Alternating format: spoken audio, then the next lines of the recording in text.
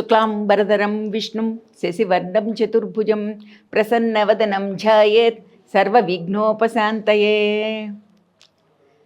మనం మహాభారత స్త్రీ పాత్రల గురించి మనం ప్రత్యేకించి విశ్లేషించుకుంటున్నాం. వ్యాస మహర్షి ఈ స్త్రీ పాత్రలను ఎలా తీర్చిదిద్దారు? మహర్షులు ఎప్పుడూ కూడా తాత్కాలికమైన ఉపయోగాల గురించి ఆలోచించరు. భవిష్యత్తు ఒక ప్రణాళిక ఉంటుంది. ఆ ప్రణాళికలో రాబోయే తరాలకి ఒక పాఠాలు ఉంటాయి.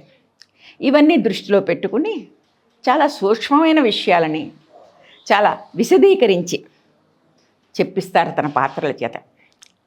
మహాభారతం అనేది ఒక పెద్ద కథ అయినా మామూలుగా మనం ఏమనుకుంటాం, అన్నదమ్ముల మధ్యన దెబ్బలాటే కదా మహాభారతం అంటే అని అనుకుంటాం. అది మామూలు ఆస్తుల పంపకం దెబ్బలాటే అయితే అందరిలాగా వాళ్ళు కూడా చరిత్రలో కలిసిపోతారు. కానీ మహాభారత కథలేవి కూడా చరిత్రలో కలిసిపోవు. ఎందుకని? వాటి వెనకాల ఒక నీతి ఉంది, ఒక ధర్మం ఉంది, ఒక ఆలోచన ఉంది, ఒక బతకవలసిన విధానం ఉంది. ఇవన్నీ చెప్తున్నప్పుడు ఆ పాత్రలు ఎంత ఒబ్బిడిగా ఉండాలి అన్నది వ్యాస మహర్షి చూపిస్తారు. ఇలాగా ఈ పాత్రల గురించి నేను చెప్పగలగడం, అందులోనూ ఈ స్టూడియోస్లో చెప్పగలగడం నాకు చాలా ఆనందంగా ఉంది. ఇవాళ మనం శకుంతల పాత్ర గురించి తెలుసుకుందాం. మామూలుగా శకుంతల పాఠాలు కూడా మనం చిన్నప్పుడు చదువుకుంటాం. క్లాసులో అనేక సార్లు తెలుగు పాఠాల్లో వస్తాయి. ఒక రకమైన చిన్న చూపుతో శకుంతల అనగా ఏముంది అన్న ఒక మాట కూడా మనం మాట్లాడుతుంటాం. కానీ ఇక్కడ శకుంతల చేత చెప్పించిన విషయాలు సమాజంలో ఈనాడు కూడా జరుగుతున్న విషయమే. ఈనాడు ఇంకా ఎక్కువైపోయిన విషయం. అందుకని శకుంతల పాత్రని మళ్ళీ మళ్ళీ మనం తిరగేసుకుని మళ్ళీ చూడవలసిన అవసరం వచ్చింది. మహాభారతం ఎప్పుడూ కూడా గార్హస్థ ధర్మానికి, కుటుంబ విషయాలకి, చాలా దాంపత్య సంయమనానికి ఎక్కువ విలువ ఇచ్చింది. ఎందుకంటే కుటుంబమే మూలాధారం. ప్రపంచం నడవాలంటే కుటుంబమే మూలం.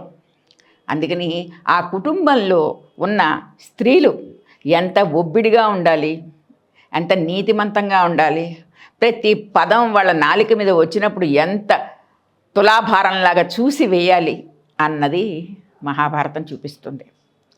ప్రతి నవ్వు, ప్రతి మాట, ప్రతి ఆలోచన వెనకాల వ్యాస మహర్షి మనకు కనిపిస్తారు. ముఖ్యంగా స్త్రీల మీదే ఇంత బాధ్యత ఎందుకు పెట్టాడు అంటే, కాంతా సంహితంగా చెప్పగలరు స్త్రీలు. ఏ విషయమైనా సరే కాంతా సంహితం అని ఎందుకు అంటున్నామంటే, పురుషులు బయటకు వెళ్ళి అనేక పనులు చేసుకుని వస్తారు. రకరకాల పనులు వాళ్ళ జీవనోపాధి కోసం చేసుకుని వస్తారు. అలిసిపోతారు. ఎండకి వానకి తడిసిపోయి వాళ్ళ ఆలోచనలు కొంచెం కోపంగా ఉద్రిక్తతగా ఉంటాయి. కానీ స్త్రీలు ఇంట్లో ఉంటారు, కానీ వాళ్ళకి బోల్డ్ సమస్యలు ఉంటాయి. ఇంటికి రాగానే గబగబా హడావిడి పడిపోతూ ఆ విషయాల్ని భర్తలకి చేరవేయరు. కొంచెం ఆలోచించి నెమ్మదిగా, కొంచెం భర్త కనుక ఆకలి మీద ఉంటే అవన్నీ తీర్చాక మెల్లిగా విషయాన్ని ఏమండి ఇలా అయింది అని చెప్తారు. దీన్ని ఏమన్నాడు అంటే కాంతా సంహితం అన్నారు. ఈ కాంతా సంహితంగా చెప్పిన విషయం ఏం చెప్పినా కూడా ఎదరవాళ్ళ ఆలోచనకి పదును పెడుతుంది. ఇది వినేదేమిట్లే అని అనిపించదు. అవును కదా, వాళ్ళు కూడా చెప్పే దాంట్లో ఒక లక్షణం కనపడుతుంది. వాళ్ళు కూడా మన కుటుంబం గురించే, మంచి గురించి కదా చెప్తున్నారు అని పురుషుడికి వినాలని అనిపిస్తుంది. అందుకని కాంతా సంహితంగా అంటే కాంతలు సమయాన్ని, సందర్భాన్ని చూసి చెప్పడం అనేది వాళ్ళకి, ఎవరితో అయినా సరే, ఏ వయసులో ఉన్న వాళ్ళతో అయినా సరే ఆ వయసులో కానీ అలాగే దిగిపోయి చక్కగా నెమ్మదిగా చెప్పగలరు. అందుకని ఈ కాంతా సంహితమైన విషయం మన పండితులందరూ కూడా ఉపయోగిస్తూ ఉంటారు. ఈ గార్హస్థ ధర్మంలో కాంతా సంహితంగా చెప్పే విషయాలు మనసుకి చేరుతాయి. ముందర ముఖ్యంగా మనం శకుంతల పాత్ర గురించి కదా ఇవాళ చెప్పుకుంటున్నాం. ఏ స్త్రీ జీవితంలో అయినా సరే రెండు మహావిషాదాలు. ఒకటి ఏమిటి అంటే తల్లిదండ్రులు వదిలేసి వెళ్ళిపోవడం ఆ మహావిషాదం అయితే, రెండు కట్టుకున్న భర్త వదిలేయడం కానీ, విడిచిపెట్టి వెళ్ళిపోవడం కానీ, చనిపోవడం కానీ, ఇది రెండోది మహావిషాదం. అంటే భర్త వెళ్ళిపోయి ఉండొచ్చు, ఊళ్ళోకి వెళ్ళిపోయి ఉండొచ్చు, తను గుర్తుపట్టకపోవచ్చు, తర్వాత పిల్లలు పుట్టిన తర్వాత ఇల్లు వదిలేసి వెళ్ళిపోయి ఉండొచ్చు, చనిపోయి ఉండొచ్చు. ఏ విషయమైనా సరే మొత్తం మీద భర్తతో ఎడబాటు. ఈ మొత్తం బాల్యంలో తల్లిదండ్రులు లేకపోవడం అనేది ఎంత దుఃఖభరితమో, తర్వాత జీవితంలో వయసు వచ్చాక భర్త, ఒక తోడు, ఒక కుటుంబం, ఒక విధానం లేకపోవడం అనేది స్త్రీకి చాలా దుఃఖం. ఈ 2 మహావిషాదాలని ఎదుర్కొన్న స్త్రీ శకుంతల. అందులో తన ప్రమేయం ఏమీ లేదు, తన ఆలోచన లేదు, కానీ తను ఈ 2 దుఃఖాలని కూడా ఎదుర్కొంది.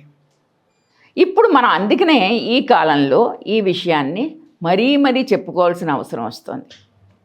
ఎందుకంటే శకుంతల తల్లిదండ్రుల వివరాలు మనం నెక్స్ట్ ఎపిసోడ్లో తెలుసుకుందాం. Please subscribe to the channel and download the Politicos app from the links in the description.